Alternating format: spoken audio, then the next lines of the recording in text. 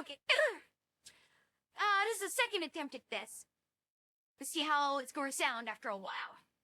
Maybe I just have the microphone. It's pretty far away from my mouth. Maybe I need to put it closer to my mouth. Right up on my collar instead of my shirt pocket. Okay. How's that going to... All right. Pretty recently, I was watching a video. It was all about how powerful can you get Link before having to go into a palace in Zelda 2. And of course, I had to have a case of diarrhea of the keyboard and repeat an article that I saw way back when I was a wee little kid. You know, not too long after you had to sit through the commercials on Transformers on Saturday. And it talked about an easier way to grind in Zelda 2. And you go to a swamp where the birds are coming down constantly, and you get a turbo controller and get a G-clamp and clamp the turbo button.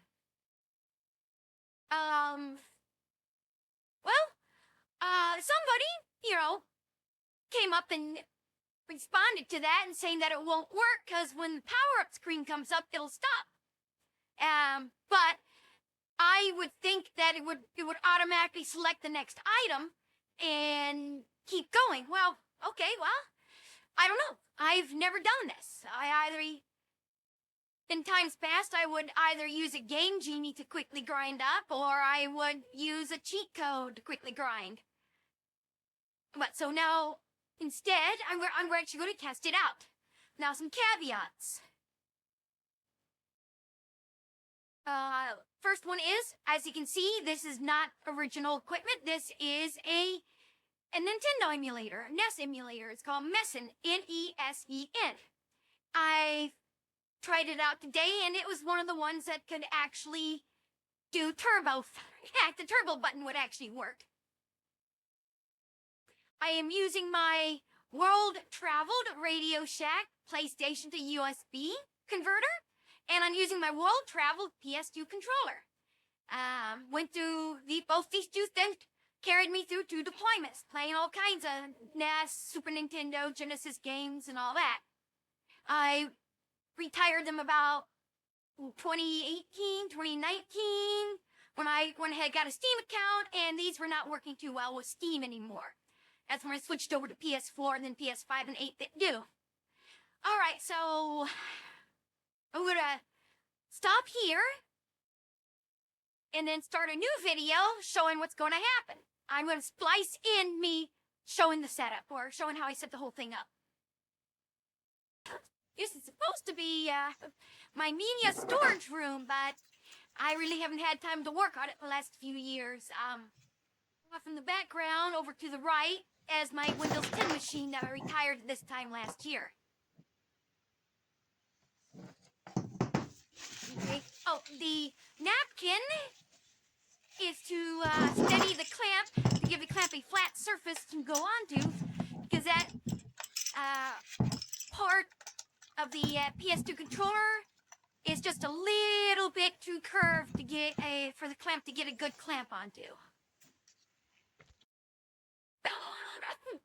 Okay, I'm back, and everything's plugged back together again. Minimize a couple of these screens, and it's all. So I've already tested this out. It's going to work. Now I know it's going to work. I know it's going to Link. You're going to see Link constantly swinging his sword. I know. I've made sure to do that before I. Okay. Right. It's not too loud up there. Gotta be careful how I touch it. I don't want to bump the clamp off.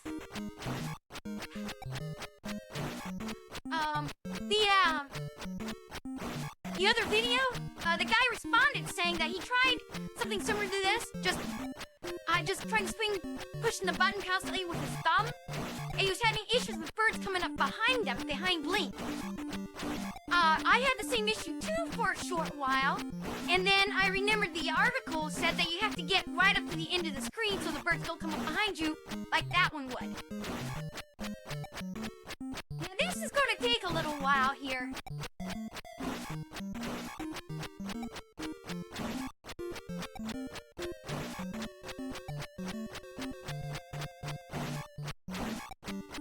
I'm going to pause the recording until it gets right about to the power-up scene, and then I'm going to unpause it. Yeah, I'm back a little sooner than I expected. I discovered that you can change the speed of this, so let's see if that makes things a little more tolerable.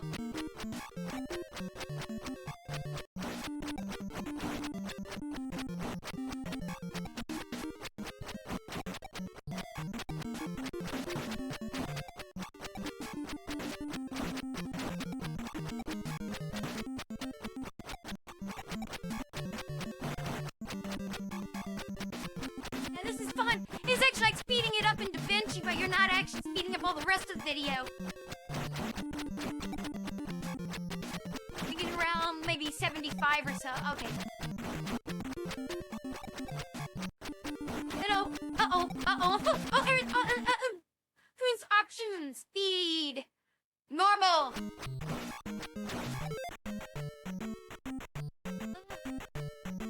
Guess what? It's not automatically selecting it. The guy was right.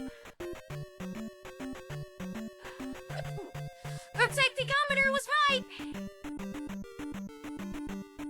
It stops. I think you have to press the start button. Yeah, you had to press start in order to So unfortunately,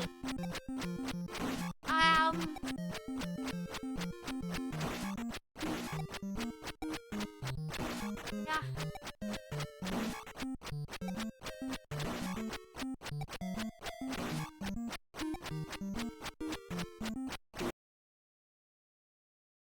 Yeah, I've go.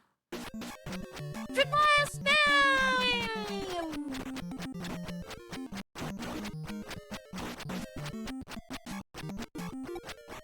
Yeah, see, I'm not gonna be doing this much from now on. I'm gonna have to go back into that guy's comment section and give an update and say, hey dude, you're right.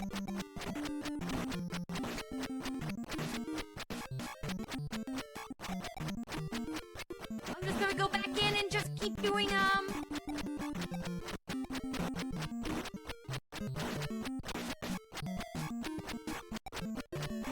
just think, even though I have got several done, yeah, I should get a picture of my G-clamp collection. Was my dad bought, now that I have. But to see, show why I had to go to the hardware store in town and buy one that was the right size with the controller. Dang, even at, like, this triple speed, too. Go to,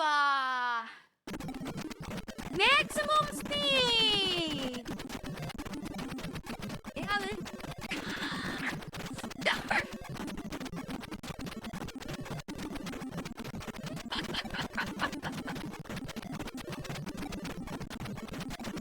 think I'm actually gonna go out to the shop right now and get a picture of one of those clamps.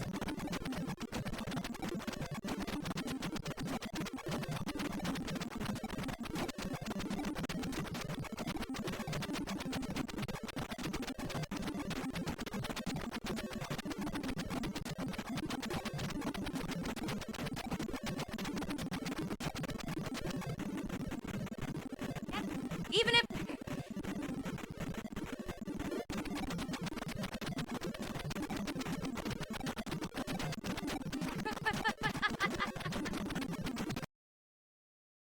Alright, I'm back. I got that picture I said.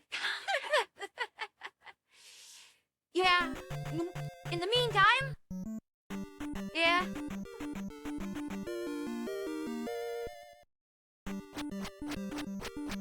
Yeah, you'll forever swing a sword. Anyway, let's take a look at this picture here. That's where the clamps my dad left me. I should have took his other clamp and put it side by side. It's like Ah. It's no good. It's all rusted up. It's rusted solid now. I don't do any fabricating like my dad did. Dad, he was born in the 40s, grew up in the 50s, and worked on farms and other things. And you know, you had to do your own fixes. You got to get whatever done. And Dad had to learn how to do tires, widowmakers, and stuff like that. And you know, he had to learn how to cut metal with a torch, and he had to learn how to weld metal. He was pretty much self-taught and all that stuff, and did that up until really he never needed to do it anymore. Then he liked to buy clamps. He bought a lot of clamps because, you know, you have to clamp the metal together to weld it. So, anyway, I think that's enough of this, or I gotta go edit this video together. Good night. Well, actually, I gotta go record some more videos. I gotta start recording the, March run of everything.